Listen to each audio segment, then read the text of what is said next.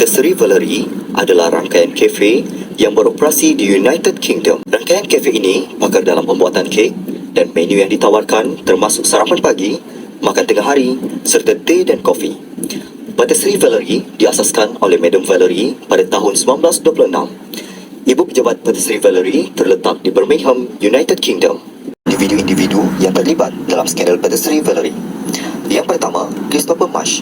Christopher Marsh merupakan bekas pengarah dan ketua pegawai kewangan Patisserie Holdings. Juga terlibat isteri kepada Christopher Marsh yang bernama Louise Marsh yang memegang jawatan sebagai accountant di Patisserie Holdings. Pegawai kewangan iaitu British Mystery juga turut disabitkan di dalam skandal ini. Dan akhir sekali, Nilesh Kumarlal yang merupakan perunding kewangan di Patisserie Holdings juga turut terlibat dalam skandal Patisserie Valerie. Kronologi skandal korporat yang berlaku dalam Patisserie Valerie. Pada Oktober 2018, Patisserie Holdings mengumumkan bahawa lembaga syarikat telah memaklumkan tentang berlakunya penyelewengan keperakaunan yang berpotensi ke arah penipuan. Syarikat itu kemudiannya memasuki pentadbiran yang membawa kepada penutupan 70 buah kedai dan kehilangan kira-kira 900 pekerja. Menurut laporan dalam Financial Times, perniagaan itu telah melebihkan kedudukan kewangannya sebanyak 94 juta pound sterling.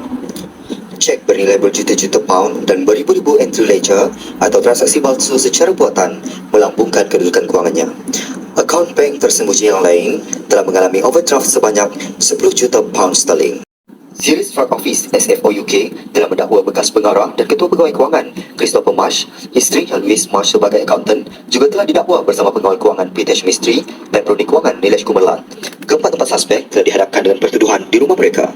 Keempat-empat defendant telah dipanggil untuk hadir di Mahkamah Magistrate Westminster pada 10 Oktober 2023 untuk mendengar pertuduhan terhadap mereka. Christopher Marsh, Mystery dan Luck didakwa dengan satu pertuduhan konspirasi untuk menipu, 5 pertuduhan penipuan dengan perwakilan palsu dan satu pertuduhan membuat artikel untuk digunakan dalam penipuan.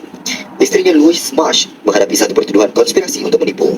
Tiada seorang pun daripada 4 defendant diminta untuk membuat pengakuan terhadap mana-mana pertuduhan pada perbicaraan yang lepas dan kes mereka dihantar ke Suffolk Crown Court untuk perbicaraan berlanjut pada 7 November 2023. Skandal Patisserie Valerie telah mempengaruhi berbagai pihak yang berkepentingan.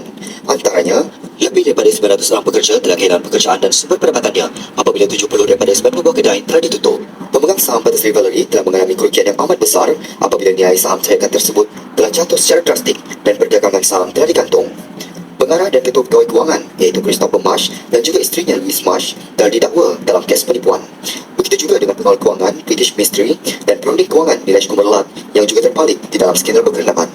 Firma akaun Grant Thornton telah didenda sebanyak 2.3 juta pound sterling kerana kegagalan dalam pengauditannya yang telus terhadap Patisserie Valerie yang berlaku di antara tahun 2015 dan 2017. Pelanggan Patisserie Valerie mungkin juga kehilangan kepercayaan terhadap jenama tersebut yang mana disebabkan oleh penutupan kedainya secara besar-besaran. Secara dasarnya, skandal ini telah menimbulkan kerugian yang amat besar dan telah menjejaskan reputasi sesemua syarikat dan pada akhirnya akan mempengaruhi semua pihak berkepentingan. Skandal ini juga menunjukkan betapa pentingnya soal tadbir urus korporat yang baik dan juga penjagaan akaun yang jujur dan amanah. Dapat beberapa pengajaran yang dipelajari daripada skandal Patisserie Valerie. Pertama, kepentingan kawalan dalaman yang kuat. Kawalan dalaman yang tidak memadai boleh membawa kepada laporan kewangan yang tidak normal. Penting untuk memastikan wujudnya pengawasan kewangan dan kawalan dalaman yang kukuh bagi mencegah manipulasi dan penipuan. Kedua, peranan utama tadbir urus korporat. Tadbir urus korporat yang efektif, termasuk pemantauan yang kuat oleh lembaga pengarah, adalah penting bagi memastikan ketulusan, accountability dan kelakuan etika dalam syarikat. Ketiga, kepentingan laporan yang segera dan tepat. Pelabur dan pasaran bertindak cepat terhadap laporan kewangan yang tidak normal. Laporan kewangan yang tepat pada masanya adalah penting untuk mengekalkan keyakinan pelabur dan kestabilan pasaran. Dan yang keempat adalah kepercayaan dan reputasi mudah terjejas. Skandal ini menggambarkan bagaimana cepatnya kepercayaan boleh terjejas dan reputasi syarikat boleh merosot secara drastis. Membina dan mengekalkan kepercayaan melalui kelakuan etika adalah sangat penting. Secara kesimpulannya, skandal ini menekankan keperluan untuk memperkukuhkan kawalan dalaman, memastikan kemandirian pemeriksa dan meningkatkan tadbir urus korporat untuk mencegah insiden serupa ini pada masa akan datang.